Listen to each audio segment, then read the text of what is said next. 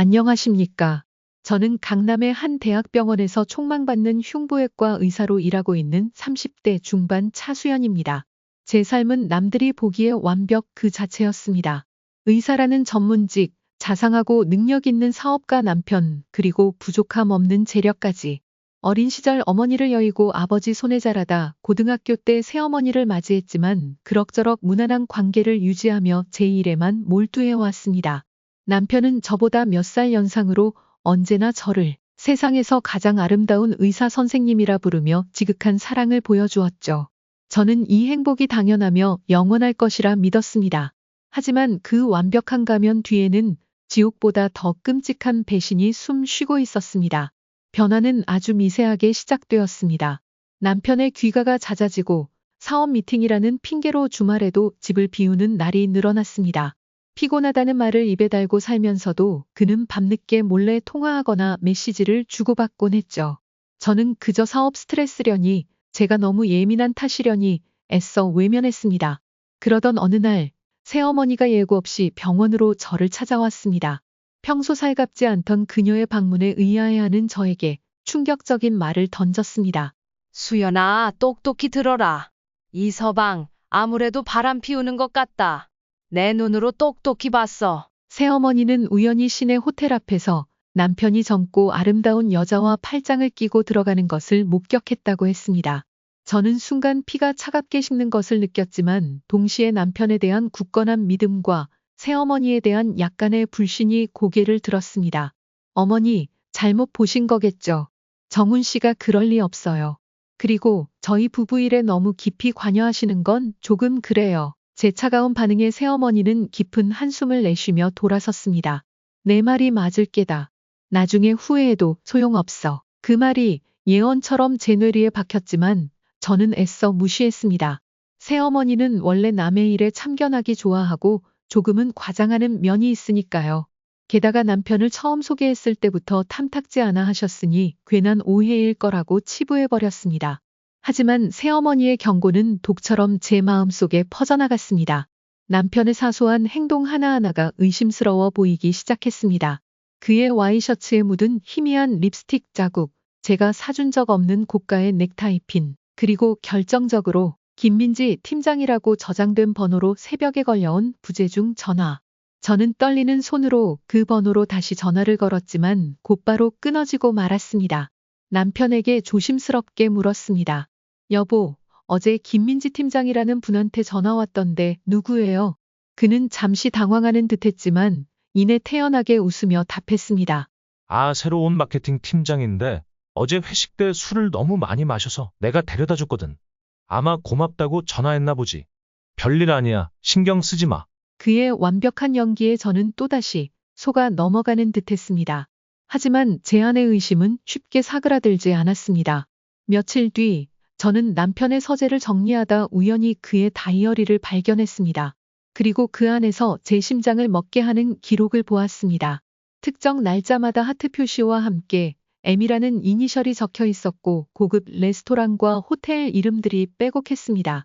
그 날짜들은 모두 남편이 야근이나 출장을 핑계로 집을 비웠던 날들이었습니다. 김민지 팀장일까요? 더 이상 참을 수 없었습니다. 저는 결국 사설 탐정을 고용했습니다. 비록 엄청난 비용이 들었지만 진실을 알아야 했습니다. 그리고 일주일 뒤 탐정이 건넨 사진들은 제 숨통을 끊어놓았습니다. 남편과 너무나도 젊고 아름다운 여자 김민지 팀장이었습니다. 두 사람은 마치 연인처럼 다정하게 손을 잡고 거리를 걷고 레스토랑에서 서로에게 음식을 먹여주고 심지어는 호텔 엘리베이터 안에서 뜨겁게 키스를 나누고 있었습니다. 제 눈앞이 캄캄해졌습니다.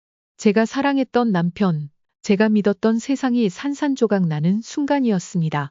사진을 움켜쥔 채 집으로 돌아온 저는 넋나간 사람처럼 소파에 주저앉았습니다.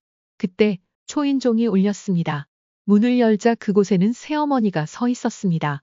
그녀는 제 손에 들린 사진들을 보고는 모든 것을 알았다는 듯 제 어깨를 감싸 안았습니다.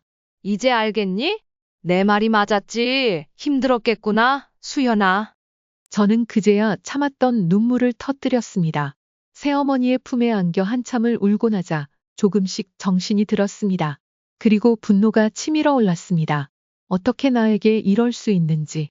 나를 그렇게 사랑한다 속삭였던 남자가 어떻게 이런 추악한 배신을 할 수 있는지. 하지만 새어머니는 저보다 더 냉정했습니다. 지금 울고 있을 때가 아니야. 정신 똑바로 차려야 한다. 이 서방, 단순히 바람만 피우는 게 아닐 수도 있어. 뭔가 더 큰 게 있을지도 몰라. 새어머니는 탐정에게 뒷조사를 더 깊이 해보라고 지시했고 며칠 뒤 더 충격적인 사실이 드러났습니다. 남편은 사업 자금이 부족하다는 핑계로 제 명의의 아파트를 담보로 거액의 대출을 받았고 심지어는 제가 모르는 제 이름으로 된 차명 계좌를 통해 비자금을 조성하고 있었습니다. 그 돈의 상당 부분은 김민지에게 흘러들어가 명품 가방과 고급 오피스텔을 사주는 데 쓰였고 일부는 병원 고위 관계자들에게 뇌물로 상납되고 있었습니다. 남편은 병원 납품 사업권을 따내기 위해 제 이름과 의사라는 제 직업까지 팔아먹으며 온갖 더러운 짓을 하고 있었던 겁니다. 그의 다정함과 사랑은 모두 철저히 계산된 연기였습니다. 그는 처음부터 저를 이용할 생각이었던 겁니다. 모든 진실을 알게 된 저는 남편에게 이혼을 요구했습니다. 하지만 그는 비웃으며 제 요구를 묵살했습니다. 이혼? 웃기지 마. 내가 병원에 뿌린 돈이 얼만데. 이혼하는 순간 너도 같이 나락으로 떨어지는 거야. 네 의사 면허? 그것도 무사하지 못할걸. 그는 제 약점을 정확히 알고 있었습니다. 사회적 평판과 의사로서의 명예를 중요하게 생각하는 저를 협박하며 오히려 저를 올가매려 했습니다. 그는 제가 모든 것을 덮고 그의 꼭두각시로 살아가기를 바랐습니다. 저는 절망했습니다. 모든 것을 잃을지도 모른다는 두려움에 밤잠을 설쳤습니다. 하지만 그때 저를 붙잡아준 것은 뜻밖에도 새어머니였습니다. 수연아, 여기서 무너지면 안 돼. 네 아빠가 하늘에서 보고 있다. 그딴 쓰레기 같은 놈 때문에 네 인생을 망칠 순 없어. 복수해야지. 네 거 되찾고 저놈들을 지옥으로 보내버려야지. 새어머니의 눈빛은 그 어느 때보다 강렬했습니다. 그녀는 젊은 시절 저를 낳은 친어머니의 외도로 아버지가 힘들어했던 모습 그리고 자신이 재혼 후 겪었던 세상의 편견과 어려움들을 털어놓았습니다. 그녀의 억척스러움과 오지랖은 세상을 살아남기 위한 생존 방식이었고 저를 향한 그녀의 관심은 진심 어린 걱정이었습니다. 저는 새어머니의 손을 잡고 다짐했습니다. 더 이상 나약한 피해자로 남지 않겠다고. 저를 배신하고 나락으로 떨어뜨리려 한 그들에게 처절한 복수를 안겨주겠다고. 지옥의 문턱에서 저는 복수의 여신으로 다시 태어났습니다. 우리는 확보한 증거들을 차곡차곡 모았습니다. 남편과 김민지의 불륜 증거, 남편의 횡령 및 배임 증거, 뇌물장부, 의료기기 납품 비리 자료, 그리고 김민지의 또 다른 불륜 증거까지. 복수의 그물은 점점 더 촘촘하게 짜여갔습니다. 우리는 디데이를 남편이 병원 재단 이사장 및 고위 관계자들 앞에서 중요한 프레젠테이션을 하는 날로 잡았습니다. 그의 성공이 정점에 달하는 순간 가장 처참하게 끌어내리기 위해서였습니다. 새어머니는 평소 알고 지내던 지역신문 기자에게 이 모든 정보를 미리 흘려두었습니다. 정의감 넘치기로 유명한 그 기자는 우리의 복수극에 기꺼이 동참하기로 했습니다. 드디어 디데이. 남편은 수많은 카메라 플래시와 병원 관계자들의 박수 속에서 의기양양하게 단상에 섰습니다. 그의 프레젠테이션이 절정에 달했을 때 갑자기 강당의 모든 스크린 화면이 바뀌었습니다.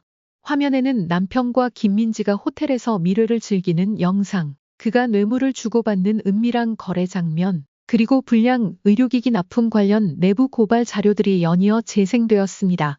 강당은 순식간에 아수라장이 되었습니다. 당황한 남편이 어쩔 줄 몰라 할 때 제가 천천히 단상으로 걸어 올라갔습니다. 여러분, 지금 화면에 나오는 저 남자는 제 남편입니다.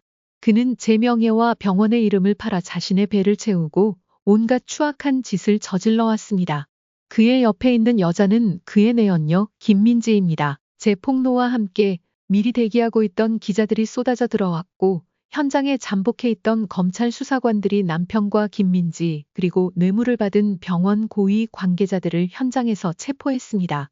남편은 제 이름을 부르며 발악했지만 그의 발악은 차가운 수갑 소리에 묻혀버렸습니다. 그 순간 저는 짜릿한 카타르시스를 느꼈습니다. 남편은 횡령, 배임, 뇌물 공여 등의 혐의로 긴 징역형을 선고받았고 김민지 역시 공범으로 처벌받았습니다.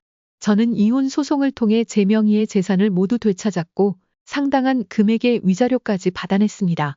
병원은 대대적인 개혁에 들어갔고 저는 오히려 부정부패를 밝혀낸 공로를 인정받아 더욱 입지를 굳히게 되었습니다. 모든 폭풍이 지나간 후 저는 새어머니와 마주 앉았습니다. 얼굴의 절반에 남은 화상 흉터에도 불구하고 그녀의 눈빛은 그 어느 때보다 형형하게 빛나고 있었습니다. 수연아, 이제 다 끝났다. 아니, 이제부터가 진짜 시작이다. 저는 말없이 새어머니의 손을 잡았습니다. 피 한 방울 섞이지 않았지만 우리는 그 누구보다 강한 모녀였습니다. 잿더미 속에서 서로를 의지하며 피어난 꽃처럼 우리는 서로에게 없어서는 안 될 존재가 되었습니다. 저는 지금도 의사로서 제 자리를 지키고 있습니다. 남편의 배신은 제게 깊은 상처를 남겼지만 동시에 저를 더욱 강하게 만들었습니다. 그리고 제 곁에는 세상 그 누구보다 든든한 새어머니가 있습니다. 우리는 가끔 함께 아버지의 산소를 찾아 못다한 이야기들을 나누곤 합니다. 제 이야기를 들어주신 분들께 말씀드리고 싶습니다.